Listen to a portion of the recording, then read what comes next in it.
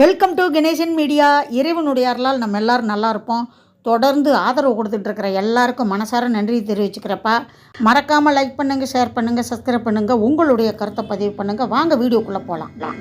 ஒரு கட்டு கீரையை வாங்கி அதில் எப்படி நம்ம குழம்பு வைக்கலாம், எப்படி பொரியல் பண்ணலாம், எப்படி கூட்டு வைக்கலாம் அப்படின்னு உங்களுக்கு சொல்கிறேன். ஏன்னா விலைவாசி மலைக்கு மேலே ஏறிக்கிட்டே போகுது.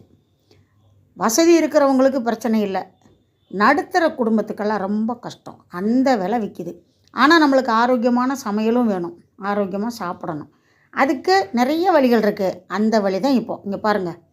இப்போ ஒரு கட்டு அரைக்கீரை வாங்கினேன். உண்மையில் கீரை நல்லா இருந்துச்சு. அதில் முத்துன தண்டு இருந்துச்சுன்னா தண்டை அப்படி உடைச்சோம்னா நார் மாதிரி வரும். அதை நம்ம நார் எடுத்து போட்டு போடலாம். ஆனால் நான் நம்ம 3 பேர் தானே அப்படின்ட்டு அந்த பிஞ்சு தண்டு முனையில் இருக்கும்ல, கீரையெல்லாம் கிள்ளிட்டு அந்த தண்டை நறுக்கி வச்சுருக்கேன். இப்போ கீரையை இலையை மட்டும் அப்படியே கிள்ளி வச்சுருக்கேன்.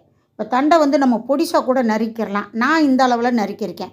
நீங்கள் கத்திரியை வச்சு நல்லா பொடிசாக கூட நறுக்கிடலாம், அது உங்கள் இஷ்டம். இப்போ பார்த்தீங்கன்னா இந்த கீரையை பொரியல் கூட்டு இந்த மாதிரி செஞ்சு பாருங்கள், சூப்பராக இருக்கும். நான் கொஞ்சம் கீரையை வேக வச்சு, அதாவது தண்டை போட்டு இது சூப் மாதிரி கூட வச்சு கொடுப்பேன். அதுவும் சூப்பராக இருக்கும். கீரை தண்டில் நிறைய சத்து இருக்குப்பா. நான் ரொம்ப நாளாக இந்த குழம்பு வைப்பேன். அச்சோ இதை பற்றி நம்ம சொல்லவே இல்லையா அப்படின்ட்டு இன்றைக்கி டக்குன்னு கீரை குழம்பு வச்சேன். அதை உங்களுக்கு நான் சொல்கிறேன். ஏன்னா சீப் அண்ட் பெஸ்ட்டாக நம்மளுக்கு அப்படி ஒரு ஆரோக்கியமான உணவு கிடைக்குதுல்ல. நானும் இங்கிலீஷில் பேசணும்ல, அந்த வார்த்தை அப்பப்போ எனக்கு ஈஸியாக வந்துடுது. இப்போ நான் ஒரு 1/4 கிலோ தக்காளி நறுக்கி வச்சுருக்கேன்.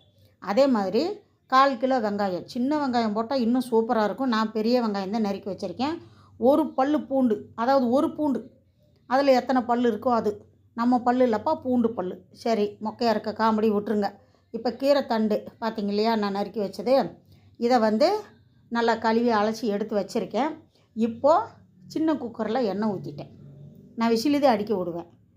கடாயில் வேக வச்சோம்னா அவ்வளோ நல்லா இல்லை. விசிலி அடித்தா அந்த கீரை தண்டு வெங்காயம் எல்லாம் குழஞ்சி வந்துடுது. அதனால் இப்போ எண்ணெய் ஊற்றி கடுகு உளுந்தம் பருப்பு போட்டாச்சு. சரிங்களா, சும்மா அப்படி சுற்றி விட்டால் சீக்கிரம் வெடிக்கும், அதனால் அப்படி பண்ணேன்.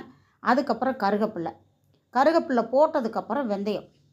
ஏன்னா நம்ம கருகப்பில்லை போடாதீங்க வெந்தயத்தை போட்டோம்னா வெந்தயம் சீக்கிரம் கருகிருச்சுன்னா ருசி வேறு மாதிரி போய் ருசியே இருக்காது. அதனால் கருகப்பில்லை கொஞ்சம் வெடித்தா கூட பரவாயில்ல. அதுக்கப்புறம் வெந்தயத்தை போடுங்க.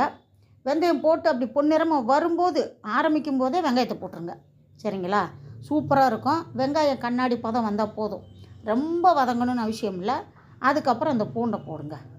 ஒன்றா கூட போடலாம், தப்பு இல்லை. தெரியணும் அப்படிங்கிறதுக்காக போட்டுட்டேன். வெங்காயத்தையும் பூண்டை ஒன்றா கூட போட்டு வதக்கலாம், ஒன்றும் பிரச்சனை இல்லை. கருகப்பில்லை வெந்தயம் போடும்போது மட்டும் முன்னாடி கருகப்பில்லையை போட்டு அதுக்கப்புறம் வெந்தயம் போடுங்க. இப்போ வெங்காயம் நல்லா வதங்கினதுக்கப்புறம் தக்காளியை போட்டு நல்லா வதக்கிடுங்க. ஏன்னா விசிலி தான் அடிக்க விட போகிறோம். அதனால் தக்காளி ரொம்ப நல்லா வதங்கணும்னு அவசியம் இல்லை, ஒரு அளவுக்கு வதங்கிட்டால் நல்லாயிருக்கும். இதில் முக்கியமாக நம்ம மிளகு பொடி சேர்க்குறோம். சூப்பராக இருக்கும் குழம்பு. ஏன்னா எப்போ பார்த்தாலும் ஒரு காரக்குழம்பு நம்ம வைக்கிறோம். இது ஒரு கட்டு கீரையை வாங்கி 3 விதமாக நம்ம செய்கிறோம் பாருங்கள். இப்போ தண்ணியில் நல்லா அலசிட்டேன். அதாவது இது இவங்க தோட்டத்து கீரை, அதனால் மஞ்சள் பொடியெல்லாம் போட்டு நான் அலசலை. ஒரு 3-4 வாட்டி தண்ணியில் மட்டும்தான் அலசினேன். ஏன்னா அவங்களே சொல்லிட்டாங்க, மருந்து எதுவும் அடிக்கலை, அவங்களுடைய தோட்டத்திலேருந்து பறிச்சிட்டு வந்த கீரை தான். அதனால் இந்த கீரை உண்மையிலே சூப்பராக இருக்கும். இப்போ நம்ம வெங்காயம் தக்காளி இதெல்லாம் வதங்கினதுக்கப்புறம் கீரை தண்டையும் போட்டாச்சு. கீரை தண்டை போட்டு நல்லா வதக்கிட்டு இது கூட நம்ம புளி, அதாவது ஒரு நெல்லிக்காய் தண்டி, பெரிய நெல்லிக்காய் தண்டி. இப்போ என்னுடைய 3 பேர் குடும்பம், என் குடும்பத்துக்கு தகுந்த மாதிரி இந்த குழம்பு, அதனால் நான் ஊற போட்டிருக்கேன். அந்த புளி கரைசலையும் நல்லா இது பண்ணி அதில் அடியில் மணல் எதுவும் இல்லாமல் அதை வடிகட்டி வச்சுக்கிறணும். சரிங்களா, அந்த அளவு. இப்போ இந்த வெங்காயம் தக்காளி இந்த கீரை தண்டு எல்லாத்தையும் கொஞ்ச நேரம் அப்படியே வதக்கி விடணும். அது வந்தாச்சு அந்த குழம்பு நல்லாயிருக்கும். இப்போ வதங்கினதுக்கப்புறம் 1/2 டீஸ்பூன் மஞ்சள் பொடி போட்டிருக்கேன். இப்போ ஒரு 3/4 டீஸ்பூன் மிளகு பொடி. பார்த்திங்களா, அவ்வளோ டேஸ்ட்டாக இருக்கும். நீங்கள் செஞ்சு சாப்பிட்டு பாருங்கள், சூப்பராக இருக்கும். அதுக்கப்புறம் 3 டீஸ்பூனு குழம்பு மிளகாத்தூள். நம்ம குழம்பு மிளகாத்தூள் இல்லைங்க, நாங்கள் தனித்தனியாக இருக்குது அப்படின்னா காரத்துக்கு தகுந்த மாதிரி வெறும் மிளகாத்தூள், மல்லித்தூள், அதாவது தனியாத்தூள், அதெல்லாம் நீங்கள் கலந்துக்கலாம், தப்பு இல்லை. சீரகப்பொடி கொஞ்சம் போட்டுக்கிறணும். இப்போ நான் அந்த அளவு சொன்னேன் இல்லையா புளி, அதை வந்து நல்லா கரைச்சி அதுலேயும் மணல் கிணல் இருக்கும். அதனால் அதை நம்ம வடிகட்டி எடுத்துக்கிட்டு அப்படியே கொஞ்ச நேரம் விட்டுட்டு மேலாக ஊற்றணும். இப்போ அடியில் டஸ்ட்டெல்லாம் நின்றுக்கிறோம். இப்போ அந்த புளி கரைசலை அதில் ஊற்றிடலாம். ஊற்றிட்டு ஆல்ரெடி புளிக்கரைசல் ஊற்றுனதில் தண்ணி ஊற்றிக்கிறலாம். உப்பு அளவாக போட்டுக்கிறலாம். போட்டு நல்லா கிண்டி விட்டுட்டு உப்பு சரியாக இருக்கான்னு பார்த்துக்கோங்க. உண்மையிலேயேப்பா ஈஸியான குழம்பு. ஒரே ஒரு கீரையை வாங்கி 3 விதமாக நம்ம செய்யும்போது நம்மளுக்கு இந்த காலத்தில் சிக்கனமாகவும் இருக்கும், ஆரோக்கியமும் கிடைக்கும். இது கூட இன்னும் நம்ம கொஞ்சம் வேணும் அப்படின்னா ஒரு ஆளுக்கு 2 முட்டையை கூட வாங்கி ஒரு ஆம்லேட் போட்டுக்கிறலாம். இப்போ இதுக்கு வித்தியாசமாக தான் இருக்கும். கீரை தண்டை போட்டு காரக்குழம்பு வைக்கிறேன், பூண்டு போட்டிருக்கேன், வெந்தய குழம்பு மாதிரி ஆயிடுதா. அப்புறம் சிறுபருப்பு போட்டு அந்த கீரையவே கூட்டு செஞ்சிட்றேன். அந்த கூட்டு செய்கிறதுல கூட ஒரு விஷயம் இருக்குது, ருசியாக இருக்கிறதுக்கு, அதையும் பாருங்கள்.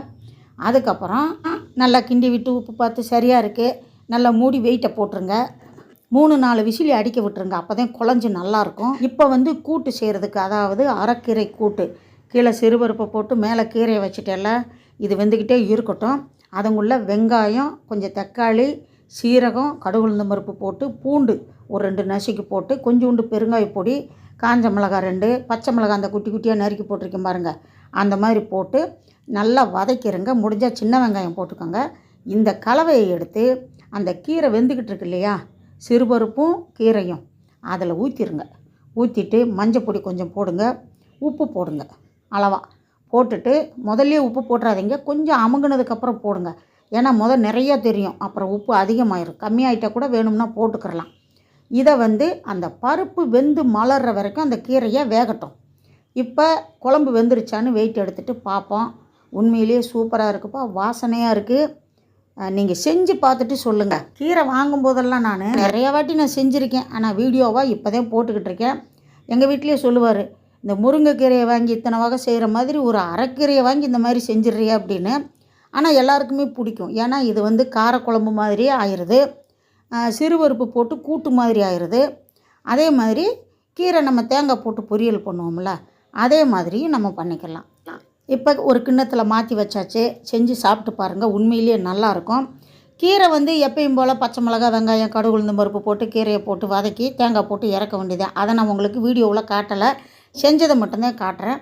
இப்போ பாருங்கள், கீரை நிறையா இருக்கும்போது உப்பு போட்டோம்னா அதிகமாயிரும். அதனால் வெந்து கொஞ்சம் கம்மியானதுக்கப்புறம் போட்டால் சரியாக இருக்கும். அந்த பருப்பு மலர்ந்து கொஞ்சம் கொழகொழப்பு வரும்போது இறக்கிட்டால் கீரை கூட்டு, அதே மாதிரி தேங்காய் போட்டு கீரை பொரியல், கீரை தண்டில் காரக்குழம்பு ரெடி ஆயிடுச்சா. இதே மாதிரி செஞ்சு சாப்பிட்டு பாருங்கள், உண்மையிலேயே சூப்பராக இருக்கும். வீடியோ பிடிச்சிருக்குன்னு நினைக்கிறேன். முழுசாக வீடியோ பார்த்ததுக்கு ரொம்ப நன்றியை தெரிவிச்சுக்கிறப்பா. அடுத்த வீடியோவில் சந்திக்கலாம். அதுவரை பாய்ப்பா.